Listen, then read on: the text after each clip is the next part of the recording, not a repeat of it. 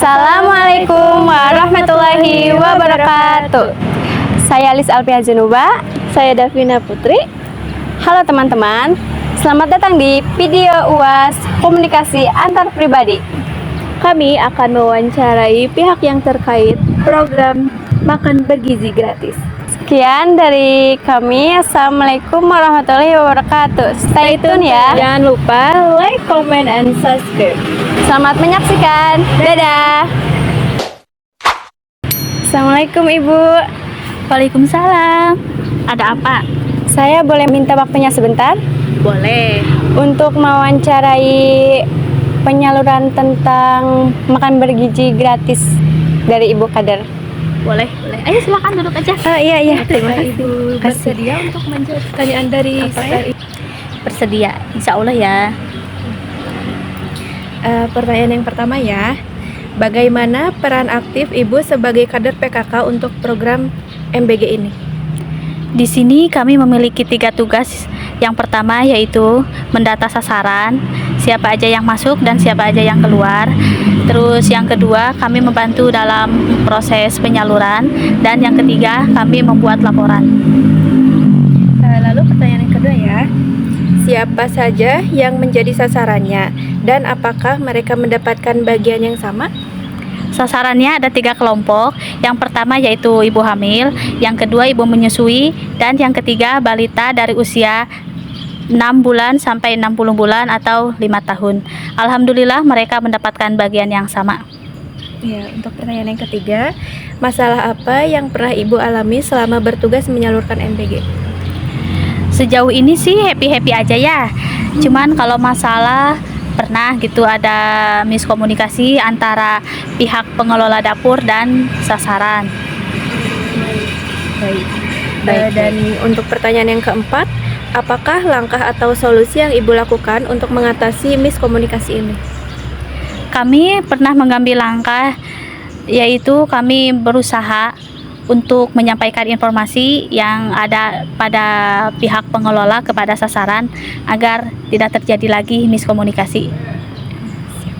Untuk pertanyaan yang terakhir ya Bu, apa harapan Ibu untuk program MBG ini?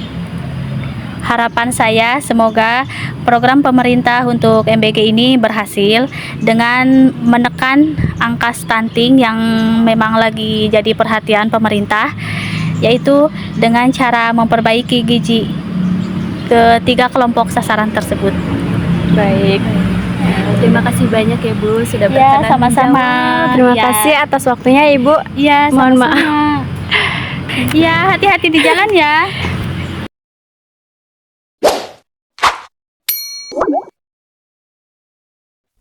Assalamualaikum Ibu. Waalaikumsalam. Ibu, gimana kabarnya? Alhamdulillah sehat. Ibu, saya mau minta waktunya sebentar, boleh? Oh, boleh. Sambil duduk aja ya, biar enak. Iya, silakan baik. duduk. Izin bertanya ya. Ya Bu. Yang pertama itu bagaimana sih pelaksanaan program di sekolah Ibu dan apakah sudah sesuai sama tujuan pemerintah? Baik ya, jadi kita kilas balik dulu ke belakang. Jadi program makan bergizi gratis itu kan pertama kali diluncurkan itu tanggal 13 Januari 2025 ya. Yang mana tujuan pemerintahnya itu untuk meningkatkan kesejahteraan terutama gizi bagi anak-anak sekolah. Nah, kebetulan di sekolah saya itu baru awal mula terjadinya atau adanya program MBG ini per tanggal 5 September 2025, dan alhamdulillahnya sampai detik ini program MBG itu udah sesuai dengan tujuan pemerintah, meskipun pada awal-awalnya itu ada struggle kecil lah, tapi itu masih di ambang batas normal. Yang kedua, tantangan apa saja yang guru dan sekolah hadapi buat ngawasi dan pastikan kualitas makanannya di program makan bergizi gratis? Baik, jadi tantangannya itu cukup besar ya, karena kan ini pertama kalinya ada di Indonesia gitu program ini. Iya. Dan untuk guru sendiri itu tantangannya yang pertama itu dari distribusi makanannya, kemudian dari penyalurannya, karena kan nggak semua dapur itu kadang tidak sesuai dengan jadwalnya. Yang mana kan saya kan di PAUD ya, yang mana PAUD itu kan pulangnya tuh jam 10 gitu. Nah pas awal-awal itu MBG itu datangnya tuh jam 10 lebih. Jadi anak-anak tuh udah pulang, MBG baru datang gitu. Itu yang pertama karena pendistribusiannya. Kemudian yang kedua karena pengawasannya gitu, karena kualitas dari makanan itu sendiri. Nah pernah ada kejadian, jadi menu makanannya itu nasi goreng. Karena kan kita tahu nasi goreng itu harus langsung dimakan, jangan didiemin dulu gitu. Jadi pas nyampe sekolah saya itu nasi gorengnya itu udah lumayan tidak enak lah tuh. Jadi Udah agak basi. ya alhamdulillahnya tuh kan gurunya tuh mencicipi terlebih dahulu sebelum dikasih ke anak-anak gitu. Jadi itu bisa diminimalisir akibatnya gitu. Karena kan kalau misalkan itu sampai dimakan anak-anak, mungkin bisa saja anak-anak itu mengalami yang namanya sakit perut. Keracunan, Iya gitu. Jadi ya tantangannya itu lumayan besar, tapi masih bisa lah dihandle. Baik, pertanyaan yang terakhir, menurut Ibu, apakah program makan bergizi gratis memberikan dampak nyata terhadap kesehatan dan konsentrasi belajar siswa di kelas? Baik, ini pertanyaan yang lumayan bagus ya, karena bener banget gitu, tanpa adanya dampak yang positif gak mungkin program ini terus berjalan sampai tahun sekarang gitu kan ya. Jadi alhamdulillah ada dampaknya yang signifikan. Anak-anak tuh lebih excited sekolah karena ya itu tadi dapat makanan gratis gitu kan. Kemudian yang kedua, anak-anak tuh lebih semangat gitu karena gak semua anak itu paginya tuh sarapan gitu. Nah, jadi karena adanya makan bergizi gratis itu anak-anak bisa makan sarapan. Jadi pas pelajaran dimulai, anak-anak itu excited karena udah kenyang perutnya gitu. Nggak mikirin ibu pengen jajan dulu, ibu pengen minum dulu karena lapar. Udah nggak kayak gitu. Jadi lebih excited, lebih semangat karena adanya program MBG ini gitu. Kemudian dampak yang dilihat dari prestasinya ya. Karena anak-anak itu udah kenyang, udah bisa konsentrasi, jadi pembelajarannya pun lebih efektif daripada sebelum anak-anak itu mengenal yang namanya program makan bergizi gratis ini, kayak gitu. Saya rasa cukup ya. Terima kasih atas waktunya dan mohon maaf mengganggu apabila mengganggu. Enggak, gak apa-apa, sama sekali tidak mengganggu. Baik, Ibu, saya pamit dulu. Boleh. Ya. Terima kasih banyak ya, Bu. Iya, sama-sama. Assalamualaikum. Waalaikumsalam. Assalamualaikum. Assalamualaikum.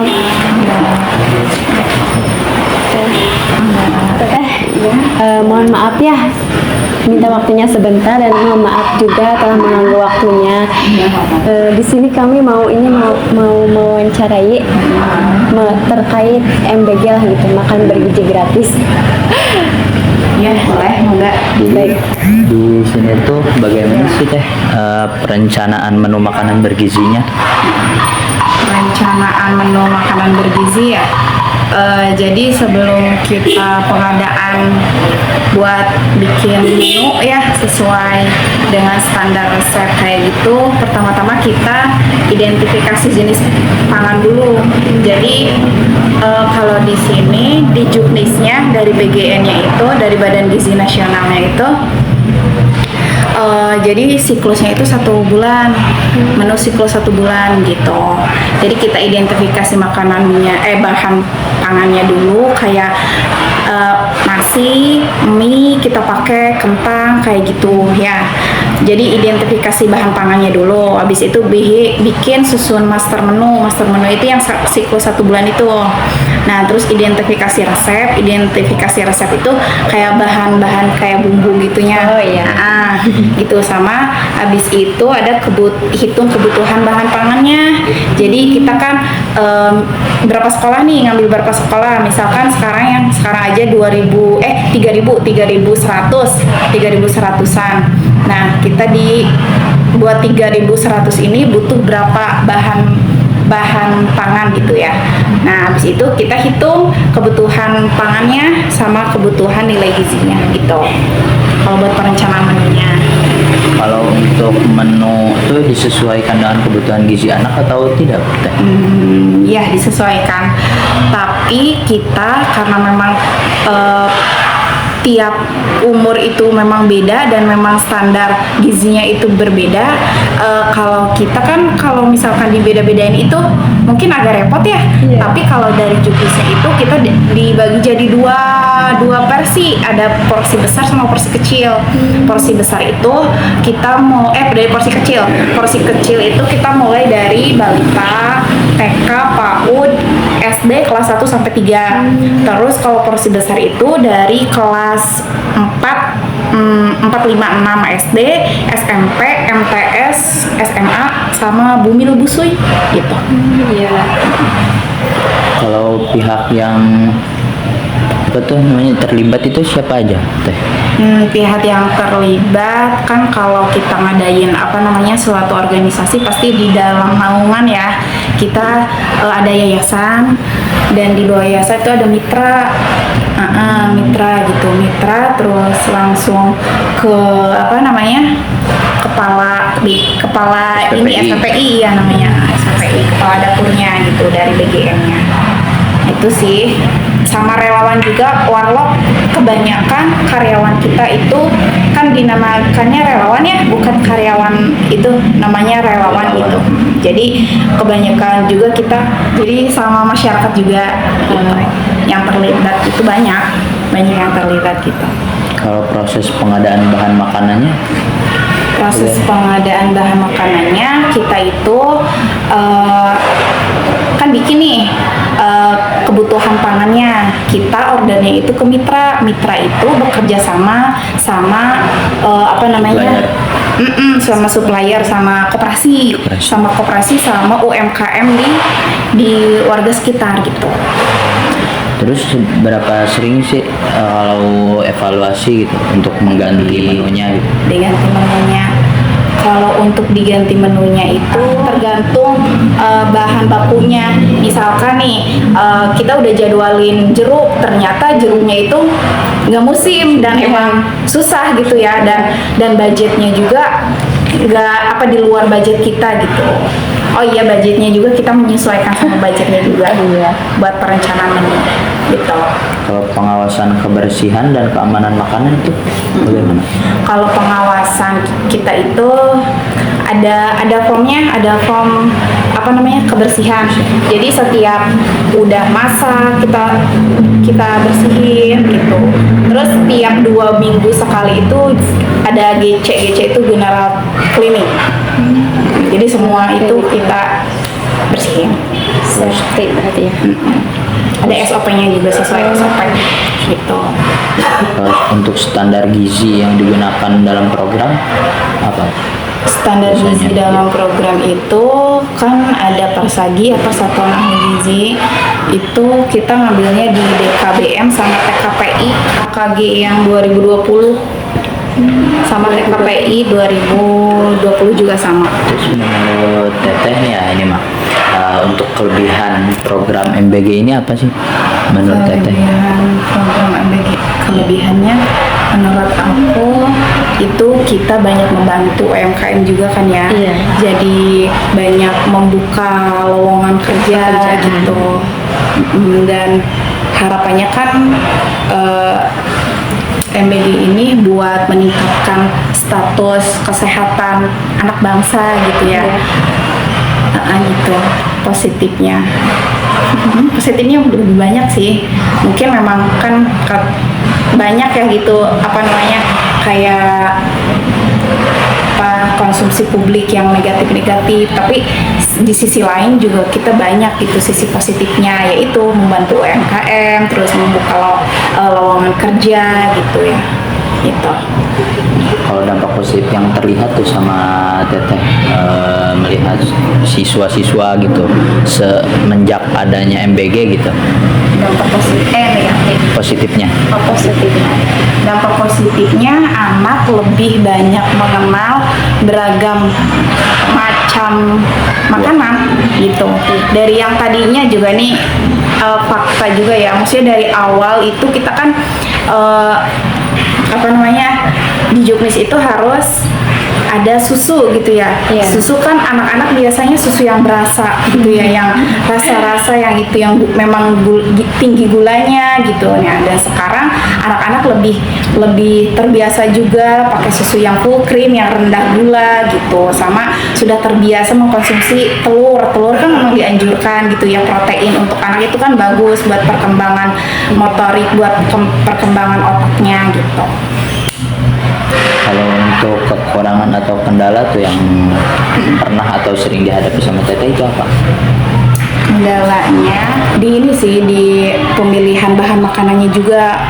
Kadang kita harus pintar-pintar juga nih milih suppliernya gitu ya, kan ada yang supplier memang, tapi sekarang udah ini sih pas awal-awal aja itu kita milihnya yang tidak ada yang bersertifikat halal gitu ya. Maksudnya sekarang kita udah sesuai standar semua sih kalau sekarang gitu.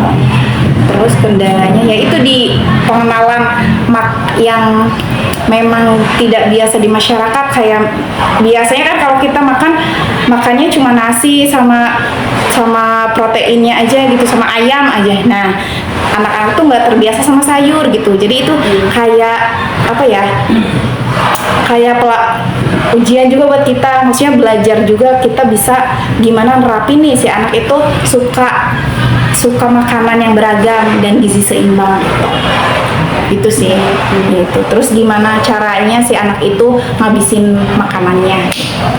Pertanyaan selanjutnya, apakah anggaran menjadi tantangan dalam menjalankan program ini? Tantangan banget, soalnya memang kita terbatas sama budget juga ya gitu. Kadang seangka kecukupan gizi buat misalkan nih ya bumil balita itu proteinnya itu harus protein hewaninya itu ayamnya itu harus 2 potong, sedangkan kalau budgetnya itu ayam 2 potong itu nggak muat gitu loh. Nah gitu, kalau budget sih emang ini sih jadi tantangan banget gitu. Baik, yang selanjutnya, sejauh mana sih program ini berkontribusi terhadap peningkatan kesehatan dan konsentrasi belajar? Kalau menurut aku sih sangat berpengaruh, karena ya anak kalau lapar pasti konsentrasinya kurang kan gitu ya. Jadi dengan adanya program makan gizi gratis ini juga kayak membiasakan anak untuk sarapan. Kan kita ada yang distribusi pagi, siang gitu ya, tapi kebanyakan ke anak-anak itu. Misalkan kita kalau yang pagi itu emang anak-anak kecil sih. Nah misalkan karena anak kecil biasanya jarang sarapan tuh, kalau bangun tidur tuh langsung mandi, siap-siap gitu, langsung ke sekolah gitu. Kadang juga kan dibekal aja. Nah, dan dengan adanya program makan gizi gratis ini, menurut aku sangat berpengaruh sih sama daya belajar, meningkatkan konsentrasi anak gitu kan. Gitu. Kayak membiasakan supaya sarapan juga sih sebenarnya, gizi seimbang kan itu berpengaruh ya buat ininya konsentrasi anak. Yang selanjutnya, bagaimana cara mengukur keberhasilan program makanan bergizi? Cara mengukurnya dari daya menghabiskan. Kalau misalkan banyak nih limbahnya, berarti anak-anak pada nggak suka nih gitu. Tapi kita juga nggak selalu menuntut anak buat langsung habis gitu. Kita bertahap aja, kayak susu tadi tuh contohnya. Awal-awal kan pada nggak mau nih susu full cream karena nggak ada rasanya gitu. Nah kalau sekarang karena sudah terbiasa, sudah pada diminum-minum, itu kayak menjadi oh udah terbiasa nih sekarang gitu. Jadi kayak goalsnya kita tuh. Terus pokoknya dari limbah sampah juga itu bisa jadi indikator bahwa program ini tuh berhasil atau enggaknya gitu. Jadi kayak sayur, oh sekarang sampahnya udah mulai dikit nih, berarti anak udah mulai suka nih sama makanannya gitu. Udah mulai suka sayur gitu, menghabiskan semua makanan yang kita sediain. Next ya, apakah ada data atau hasil evaluasi yang menunjukkan efektivitas program? Ada, setiap kita setiap kan pagi siang itu distribusi, kita ambil omprenya siang juga, dan itu langsung kita pisahin nih limbahnya. Ada limbah karbonya, nasi, sayur, terus nabatinya, protein hewaninya gitu. Itu ada datanya, kita timbang Jadi ditimbang tiap limbahnya, ada datanya, kita di itu namanya food waste gitu, ada formnya juga. Selanjutnya, bagaimana program ini membantu mencegah masalah gizi seperti stunting atau gizi buruk? Yaitu dengan kita menerapkan porsi dengan gizi yang seimbang, yang dimana di dalam ompreng itu ada karbonya, ada protein hewaninya, ada protein nabati, ada sayurnya, ada buah-buahan gitu. Itu kan kayak gizi tuh, gizi seimbang gitu. Itu sih kita menanamkan gizi seimbangnya itu. Meskipun memang belum optimal 100% gitu penerimaannya ke masyarakat itu. Baik Teteh, terima kasih atas waktunya. Terima kasih udah berkenan menjawab. Nah, sukses ya.